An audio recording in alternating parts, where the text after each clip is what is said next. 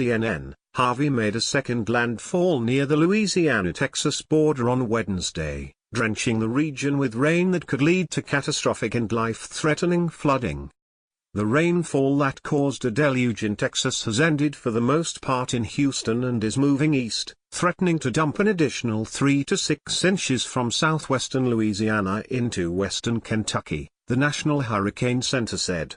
Before Harvey made landfall around 5 a.m. ET, 2 people were killed when a tree fell onto a truck in Jackson County, Texas, an area that was particularly hard hit by the storm, officials said. Louisiana has beefed up its emergency resources, doubling up on high-water vehicles, boats and helicopters on duty.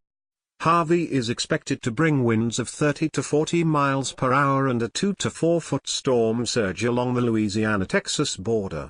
We are dealing with a state that has already had a lot of rain this summer, so we are very aware and conscious of the potential for flooding, said Colonel Ed Bush, a public affairs officer for the Louisiana National Guard.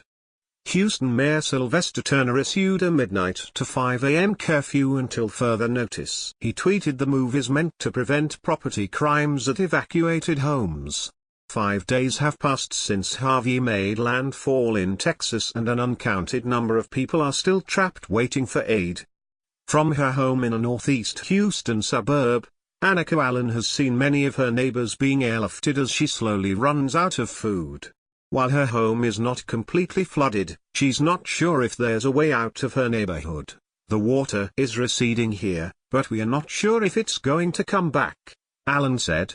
For the first time since Harvey rammed Houston over the weekend, authorities say the floodwaters that turned the city into rivers are slowly receding in some areas. We are starting to see a glimmer of hope in what has happened, Harris County flood control meteorologist Jeff Linder said in a news conference Tuesday evening. Things are going to get better. We help each other out. Volunteers have come the Houston region to lend a hand and their boats. Tom DeCos is just one of many people who came hauling their boats from Dallas and San Antonio to evacuate people ever since Harvey began pounding the city with rain. This is what Texans would do. We help each other out, DeCos said. At least 9,000 to 10,000 people have been rescued in the Houston region by first responders. Volunteers said they have helped as many as 400 in one day. Some would just come crying, just wanting help, said volunteer Boba Bedri. I just felt like I had to get more people out. Keep going and keep going.